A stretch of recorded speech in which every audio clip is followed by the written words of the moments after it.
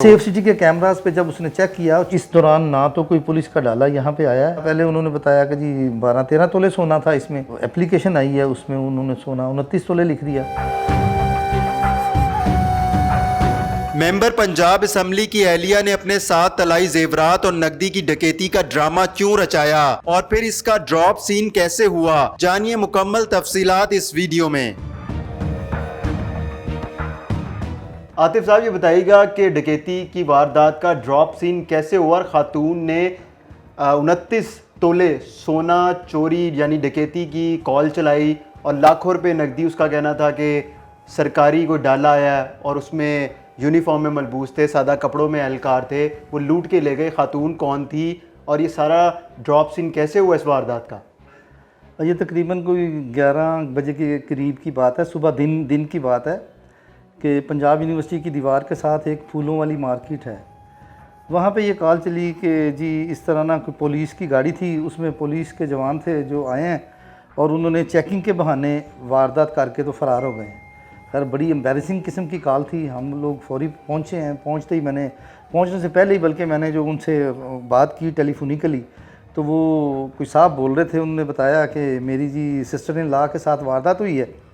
तो उनसे जितनी भी इन्फॉर्मेशन थी टेलीफोनिकली लेके मैंने फौरी तौर पे कंट्रोल पे सारा बता दिया कि इस तरह की गाड़ी है, उसमें एक ट्रैफिक वार्डन यूनिफॉर्म में है और एक ग्रीन कलर की जो हमारी पुलिस यूनिफॉर्म है, और गाड़ी जो है वो पुलिस की नीले रंग का डाला है सिंगल कैबन, और उसमें एक जो सफ़ेद पारचात में सवार है। हमने उसी तरह कॉल शल चला के हम जब मौके पर पहुँचे तो ये ख़तून नफीसा नाम की ख़तून थी, वो मलाकी हुई हैं। उन्होंने बताया और साथ में उनके बहनोई थे जिनको उन्होंने घर से बुलाया था।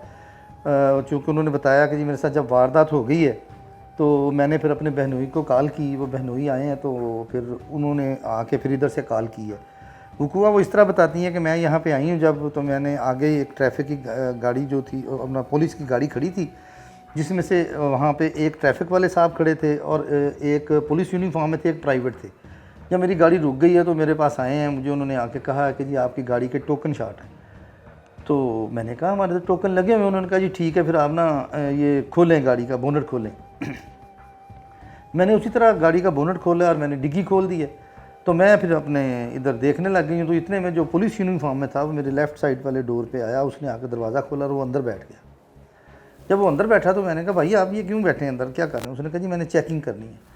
उसने फौरी तौर पे जो है ना वो मेरा डैशबोर्ड खोला। डैशबोर्ड में से जो ना वो पर्स था जिसमें मेरा गोल्ड था जो मैं अपनी सिस्टर के घर लेके जा रही थी, सिस्टर को देना था।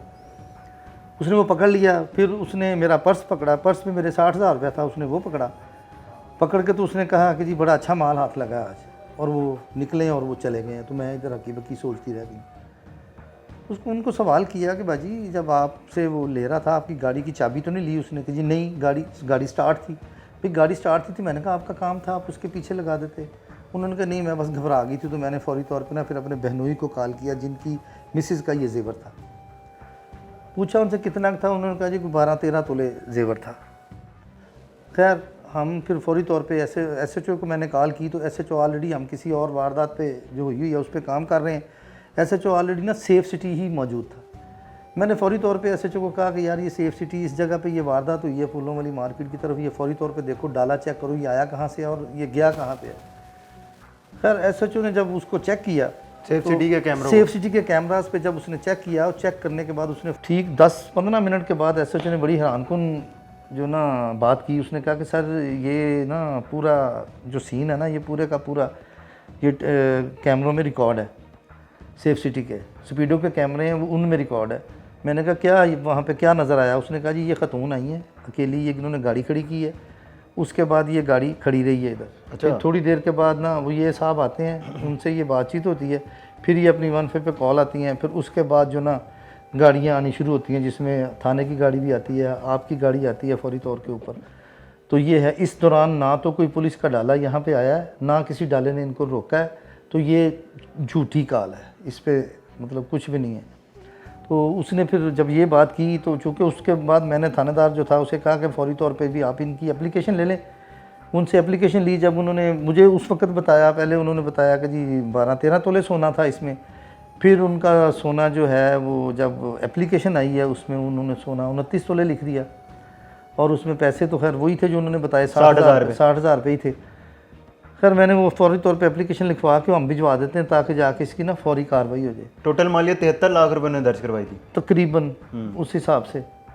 अच्छा, जब वहाँ पे थाने में एप्लीकेशन गई है तो उससे पहले हम वहाँ से कैमरे चेक कर चुके थे, हमें पता चल गया था। ठीक है, जब पता चल गया उसके बाद फौरी तौर पे मैंने कहा उनको कि उनको बुलवाएं, जो बहनोई थे उनको बुलवा के उधर जाके सेफ सिटी में जाके तो उनको दिखाया कि यार ये तो कोई वारदात हुई नहीं है। अच्छा, उन्होंने अपनी तसल्ली की? हाँ हाँ, उनको पूरी तसल्ली करवाई हमने। सारा टाइम जिस टाइम पे गाड़ी जी आई? जी जी, गाड़ी आती और वो जब दिखाई, गाड़ी के मतलब सारे मामला होने के बाद गाड़ी जाती दिखाई है, उनको समझ आ गई गाड़ी की।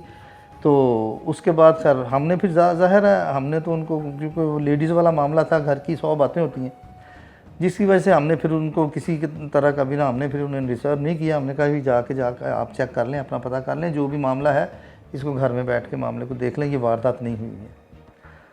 तो ये वाला सारा मामला था। बंदर में बीच वाली उनकी क्या बात थी या क्या बात नहीं थी, ऑफिशियली हमने फिर वो जो एप्लीकेशन थी उसको नंबर लगाया, अपना ई टैग लगवाया। ई टैग के बाद हमने वो जो पुलिस का इख्तियार है वो 24/4 का, फिर हमने वो ली, फिर वहाँ से हमने वो लिख दी हमने रपट 24/4 की। और उसके बाद हमने जो है ना तमाम अपने सीनियर अफसरान के, तो दोबारा रब्ता नहीं किया? नहीं, उन्होंने किसी ने फिर हमसे रब्ता तो नहीं ये किया। जेवर किसका था? नफीसा साहिबा का था या नहीं, फिर उनकी बहन का था? उनकी बहन का था, उनकी बहन का जेवर था। उन्होंने कहा था मैं लॉकर से लेके आ रही हूँ। अच्छा, ये था। हाँ जी। तो फिर आपको क्या लगता है, यानी कि जो भी सारा सीन हुआ और ड्रॉप सीन हुआ इस सारी डकैती का, कि क्या लगता है कि उनकी कोई इसमें प्लानिंग थी या मिलजुल के मुश्तरका ज़ाहिर हुआ है, है? देखिए हम ये नहीं कह सकते, फिर हमने इसको कुरेदा ही नहीं है, हमने बस उस तरफ गए ही नहीं, मतलब चूँकि मामला लेडीज़ में था तो इस वजह से फिर हम नहीं गए उधर। हमने कहा बस ठीक है, उन्होंने देख लिया, उन्होंने खुद मान लिया, जब देख के मानने के बाद वो फिर चले गए, फिर कोई नहीं आया हमारे पास। आप लोगों ने भी दोबारा उनसे नहीं कहा, खातून से या उनके जो बहनोई आए थे? नहीं, अगर वो कि- आके इंसिस्ट करते, कोई ऐसी बात करते तो फिर हम करते ना। उन्होंने तो कोई ऐसी बात नहीं की, उनको समझ आ गई थी। देखिए एक चीज़ है, एक वकूआ हुआ ही नहीं, जो बयान कर रहे हैं ऐसा हुआ ही नहीं, गाड़ी रुकी नहीं, पुलिस की गाड़ी। हमारे लिए तो ये बहुत बड़ी एम्बेरसमेंट की बात थी कि ये कौन सी पुलिस की गाड़ी, ये कहाँ से पुलिस की गाड़ी आ गई है जिसमें एक ट्रैफिक वार्डन की यूनिफॉर्म इस्तेमाल कर रहा है और लोकल पुलिस की यूनिफॉर्म इस्तेमाल कर रहा है, और प्राइवेट बंदा है और वो एक्साइज की बात कर रहा है। ये हमारे लिए तो बहुत एम्बेरसिंग था। ये पूरे एक दफ़ा कोहराम मचा है, पूरे हमारे सारे अब्बास कंट्रोल के ऊपर सारा जितना भी था, सारा ये कुर्बान कंट्रोल पे ये सब मैसेजेस चले हैं। पूरे लाहौर में एक दफ़ा थरथरी मच गई थी कि ये किधर से आ गई है सरकारी गाड़ी जिस पे कोई वारदात करके चले गए।